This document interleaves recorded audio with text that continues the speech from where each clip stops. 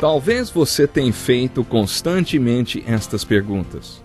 Onde posso encontrar refúgio num mundo cheio de conflitos? Ou, como e onde posso encontrar força para vencer nesse mundo que oferece tantas derrotas? Acompanhe agora com o pastor Edson Bruno mais um programa Encontro com a Palavra.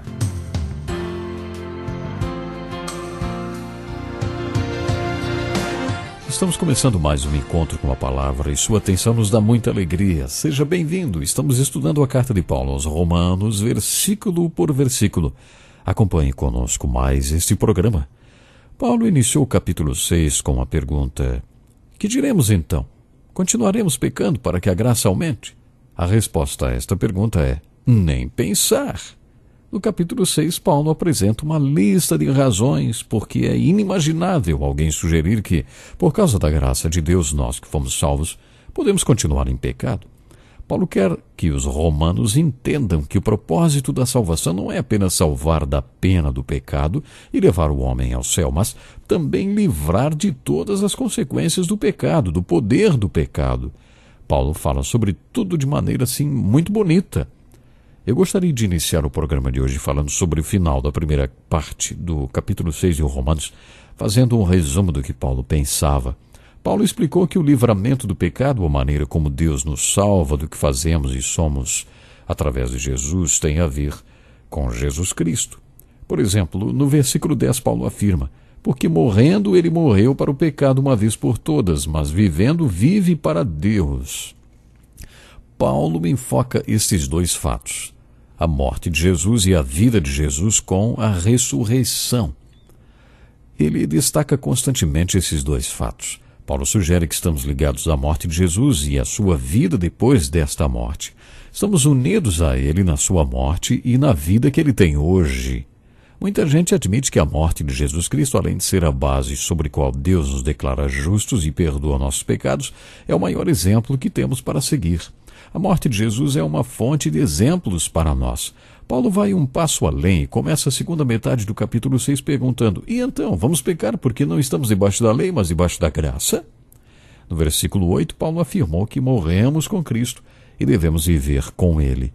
No versículo 5, Paulo afirmou que fomos unidos na semelhança da sua morte e devemos viver com Ele na semelhança da sua ressurreição.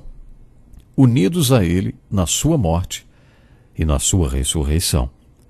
Voltando um pouco mais, Paulo tinha perguntado se os romanos não sabiam que fomos batizados em Cristo. Através do batismo, fomos enterrados e ressuscitados com Jesus Cristo. O propósito era e será que não mais sirvamos ao pecado. Por isso, devemos andar em novidade de vida. Esse é o propósito de tudo. Mas o que isso quer dizer, hein? Não é muito fácil de entender. Quando eu era estudante, também tive dificuldade para entender, porque no seminário era ensinado que você morreu com ele. No versículo 11, Paulo diz: considerem-se mortos para o pecado, mas vivos para Deus em Cristo Jesus. Quando Paulo disse: considerem-se mortos para o pecado, quer dizer que não estou realmente morto para o pecado, porque ele diria para eu me considerar morto para o pecado se eu já estivesse morto para o pecado. Bom, para mim era meio difícil entender isso. Pelo menos com uma coisa eu me consolo. Muita gente também teve dificuldade de entender esse versículo, mas é bom saber que eles concordam comigo num ponto. É preciso muita fé para crer nisto. O que Paulo está ensinando é: através do batismo, vocês foram unidos à morte de Cristo e à sua ressurreição. Vocês estão unidos a Ele na morte que Ele teve e na vida que Ele tem. Por isso, como já dissemos, a chave para entender o capítulo 6 é a expressão em Cristo. O que significa estar em Cristo? Significa estar em um relacionamento com Cristo ou em Cristo. Esta é a chave para tudo. Muitas denominações focadas no batismo não acham que esta passagem fale sobre o batismo nas águas. Elas afirmam que ela se refere ao batismo pelo Espírito Santo. Paulo fala sobre o batismo pelo Espírito Santo em 1 Coríntios, capítulo 12. Eu mesmo sou adepto do batismo por imersão e vejo esse texto como um bom argumento para a minha posição. No mínimo, é uma aplicação muito bonita do que Paulo estava ensinando. Quando uma pessoa se batiza por imersão, está professando que se identifica com a morte de Jesus e crê nela para a sua salvação. E quando a pessoa sai da água, está professando que se identifica com a ressurreição de Jesus Cristo. Quando a pessoa sai do batistério, está pronta para viver em novidade de vida. O batismo por imersão tem um significado muito bonito. Nos anos 70, tive o privilégio de levar à fé um judeu chamado Hermann Weisburg. Durante um ano corremos juntos e, numa quarta-feira, participei de um almoço no qual um rabino estava dando um estudo bíblico. Todas as quintas-feiras eu dava um estudo bíblico em um café da manhã. E esse judeu participou do meu estudo bíblico. Depois de um ano correndo juntos, um dia Hermann chegou para mim e disse que tinha tido um encontro com o Senhor Jesus. Quando eu o conheci, sua esposa, que não era judia, tinha acabado de se converter ao judaísmo. Depois ela também aceitou a Jesus. Mas antes, quando a mulher dele se converteu ao judaísmo, ela teve que se batizar no judaísmo, no batismo de imersão. Eles mantêm este ritual há milhares de anos e o simbolismo é o mesmo. Quando você entra e sai da água, é como se transformasse numa pessoa totalmente nova. Os rabinos creem assim e por isso um homem podia casar com uma mulher parente próxima porque ela tinha saído da água uma nova pessoa. Pelo menos era assim que eles justificavam o casamento entre parentes próximos. Portanto, os judeus de Roma, mesmo os convertidos, sabiam do que Paulo estava falando. Paulo estava mesmo se referindo ao batismo nas águas. Paulo usou o batismo por imersão como ilustração de um ensino muito bonito. A questão mais importante desse ensino ilustrado pelo batismo é a palavra unidos no versículo 5. Se dessa forma fomos unidos a ele na semelhança da sua morte, certamente o seremos também na semelhança da sua ressurreição. Outra palavra que merece nossa atenção é a palavra semelhança. Semelhança da morte e da ressurreição de Cristo. Essa palavra traz outra verdade que Paulo quis anunciar. Ele completa o seu pensamento no versículo 11. Da mesma forma, considerem-se mortos para o pecado, mas vivos para Deus em Cristo Jesus. Nesse versículo, Paulo termina a lista de coisas que queria que soubéssemos. Esta é a última coisa da lista de coisas que Paulo queria que soubéssemos. Estamos mortos para o pecado e vivos para Deus em Cristo. Acabou a lista das coisas que Paulo queria que soubéssemos, e agora começa a lista das coisas que ele queria que façamos. Ele disse, da mesma forma considerem-se mortos para o pecado, mas vivos para Deus em Cristo Jesus. Existem 3 coisas nas quais devemos crer quando chegamos na parte prática disso tudo.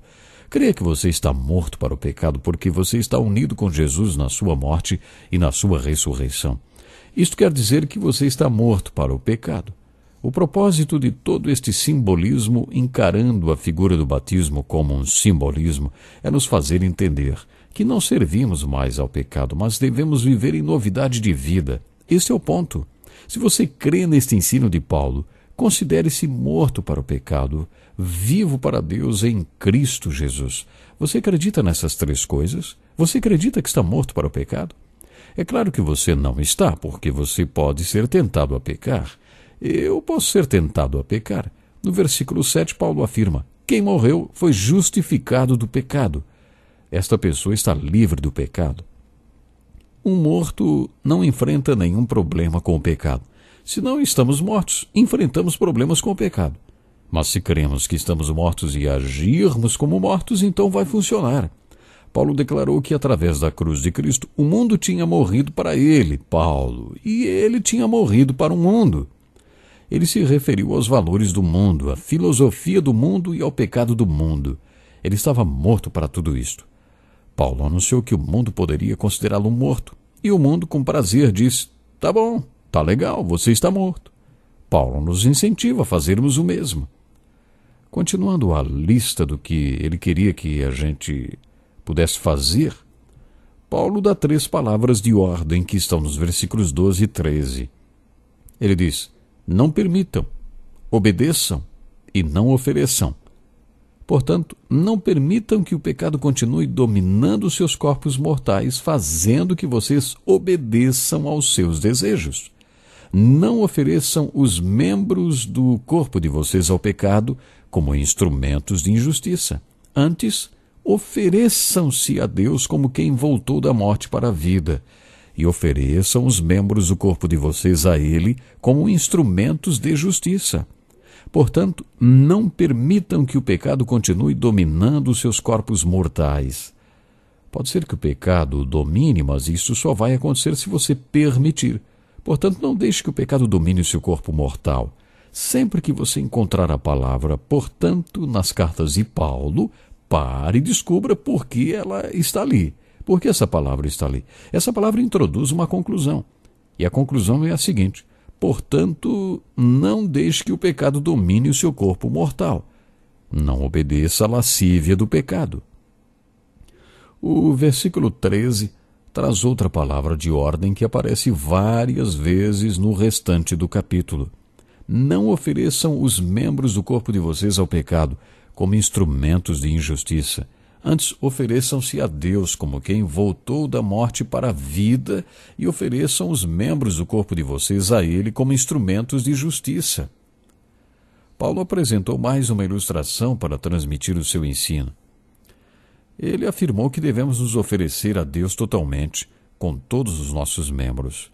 Quando as pessoas ouvem a expressão seus membros, pensam nos órgãos sexuais, quando, por exemplo, falam de adultério.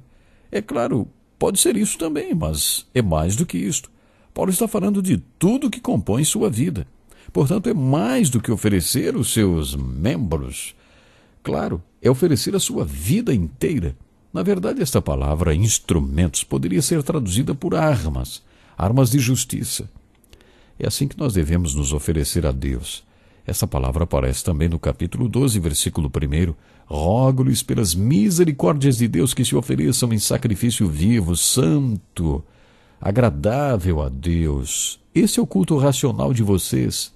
Não se amoldem ao padrão deste mundo, mas transformem-se pela renovação da sua mente, para que sejam capazes de experimentar e comprovar a boa, agradável e perfeita vontade de Deus. Mais uma vez a palavra oferecer apareceu de forma imperativa. É como uma ordem. Imaginem um batalhão de soldados se oferecendo para a luta com suas armas. Eles se dispõem, apresentam-se para o general prontos para a batalha. Esta é a ideia que a palavra ofereçam-se tem. Cada um de nós deve se oferecer e oferecer seus membros a Deus como uma arma ou um instrumento de justiça. Somos como armas de justiça prontas para serem usadas por Deus. Mas que pena, o nosso tempo hoje já se foi. Temos muito para aprender sobre oferecer-se a Deus. Até o próximo programa, então. Que lição importantíssima. Obrigado, pastor Edson Bruno. Prezado ouvinte, coloque em prática o que você ouviu aqui. Sem dúvida, sua vida será grandemente abençoada. Este é um estudo escrito pelo Dr. Dick Woodward, na voz do pastor Edson Bruno. Escreva-nos e solicite o material. Nosso endereço é Encontro com a Palavra, Caixa Postal 2011, CEP 89201-970, Joinville, Santa Catarina. Até o nosso próximo encontro com a Palavra.